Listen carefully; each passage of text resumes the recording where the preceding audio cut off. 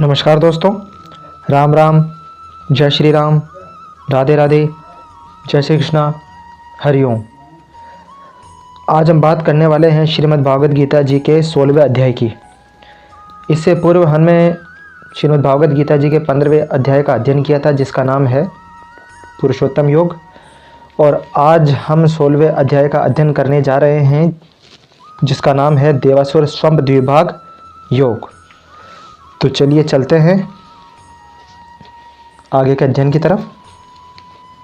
इसमें श्री भगवान जी कहते हैं अर्जुन से, भय का सर्वथा अभाव, अंतःकरण की पूर्ण निर्मलता, तत्व ज्ञान के लिए ध्यान योग में निरंतर दृढ़ स्थिति और सात्विक दान, इंद्रियों का दमन, भगवान, देवता और गुरुजनों की पूजा तथा अग्निहोत्र आदि उत्तम कर्मों का आचरण एवं वेद शास्त्रों का पठन पाठन तथा भगवान के नाम और गुणों का कीर्तन, स्वधर्म पालन के लिए कष्ट सहन और शरीर तथा इंद्रियों के सहित अंतःकरण की सरलता, मन, वाणी और शरीर से किसी भी प्रकार की किसी को कष्ट न देना, यथार्थ और प्रिय भाषण, अपना अपकार करने वाले पर भी क्रोध का न होना, कर्मों में कर्तापन के अभिमान का त्याग, अंतःकरण की उपरति अर्थात चित्त की चंचलता का भाव, किसी भी निंदादि न करना, सब भूत प्राणियों में हेतु रहित दया, इंद्रियों का विषयों के साथ संयोग होने पर भी उनमें आसक्ति का न होना, कोमलता, लोक और शास्त्र के विरुद्ध आचरण में लज्जा और व्यर्थ चेष्टाओं का अभाव, तेज, क्षमा, धैर्य, बाहर की शुद्धि एवं किसी में भी शत्रु का भाव न होना और अपने पूज्यता के अभिमान का अभाव, ये सब तो है अर्जुन देवी संपदा को लेकर उत्पन्न हुए पुरुष के लक्षण है। हे पार्थ, दंभ, घमंड और अभिमान तथा क्रोध, कठोरता और अज्ञान भी ये सब आसुरी संपदा को लेकर उत्पन्न हुए पुरुष के ये लक्षण है। देवी संपदा मुक्ति के लिए और आसुरी संपदा बांधने के लिए मानी गई है। इसीलिए हे अर्जुन, तू शोक मत कर, क्योंकि तू देवी संपदा को लेकर उत्पन्न हुआ है। हे अर्जुन, इस लोक में भूतों की सृष्टि यानी मनुष्य समुदाय दो ही प्रकार का है, एक तो देवी प्रकृति वाला और दूसरा आसुरी प्रकृति वाला।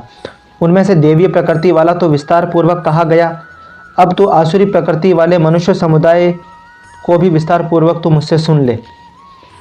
आसुरी स्वभाव वाले मनुष्य प्रवृत्ति और निवृत्ति इन दोनों को ही नहीं जानते, इसीलिए उनमें न तो बाहर भीतर की शुद्धि है, न श्रेष्ठ आचरण है और न सत्य भाषण ही है।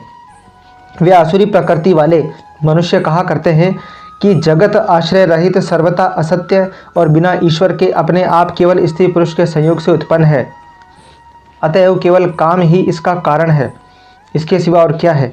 इस मिथ्या ज्ञान को अवलंबन करके जिनका स्वभाव नष्ट हो गया है तथा जिनकी बुद्धि मंद है, वे सबका अपकार करने वाले क्रूर कर्मी मनुष्य केवल जगत के नाश के लिए ही समर्थ होते हैं।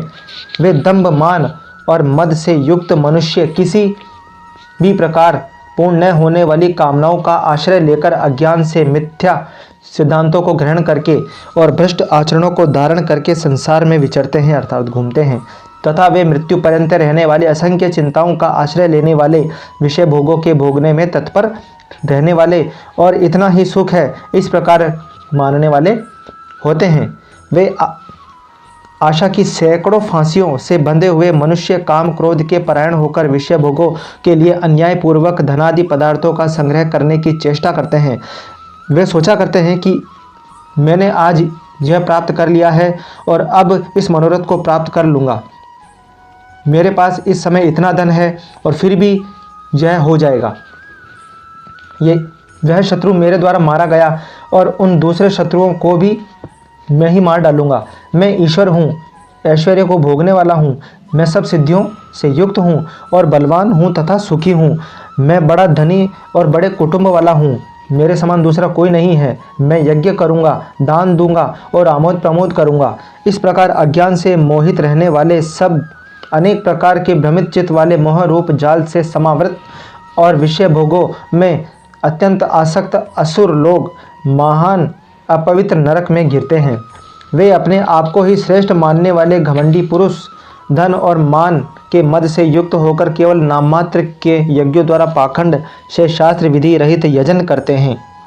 वे अहंकार, बल, घमंड, कामना और क्रोधादि के परायण और दूसरों की निंदा करने वाले पुरुष अपने और दूसरों के शरीर में स्थित मुझ अंतर्यामी से द्वेष करने वाले होते हैं।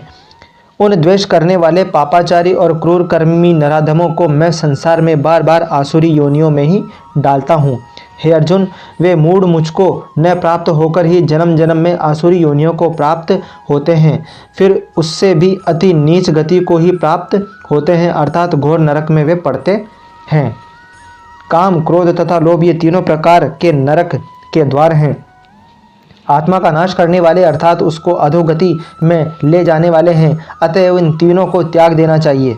हे अर्जुन, इन तीनों नरक के द्वारों से मुक्त पुरुष अपने कल्याण का आचरण करता है, इससे वह परम गति को जाता है, अर्थात मुझको प्राप्त हो जाता है। जो पुरुष शास्त्र विधि को त्याग कर अपनी इच्छा से मनमाना आचरण करता है, वह न सिद्धि को प्राप्त होता है और न परम गति को और न ही किसी प्रकार के सुख को वह प्राप्त होता है। इससे तेरे लिए इस कर्तव्य और अकर्तव्य की व्यवस्था में शास्त्र ही प्रमाण है। ऐसा जानकर तू शास्त्र विधि से नियत कर्म करने की योग्य है। ओम तत्सदिति श्रीमद्भागवत गीता सोपनिषद शुद्धम विद्यायां योग शास्त्र श्री कृष्ण अर्जुन संवाद देवासुर संपद विभाग योगो नाम षोडशो अध्याय है। तो दोस्तों, आज हमने अध्ययन किया श्रीमद्भागवत गीता जी के 16वें अध्याय का। अगर आपको ये वीडियो अच्छी लगी हो तो इसे लाइक कीजिए, शेयर कीजिए और सब्सक्राइब कीजिए और बेल आइकन का बटन दबाना न भूलें, क्योंकि और ऑल वाला ऑप्शन अवश्य दबाएं, क्योंकि हमारे द्वारा बनाई गई कोई भी वीडियो आपको टाइमली मिलती रहे। सो चलिए चलते हैं दोस्तों, अगले नेक्स्ट वीडियो में मिलते हैं। धन्यवाद।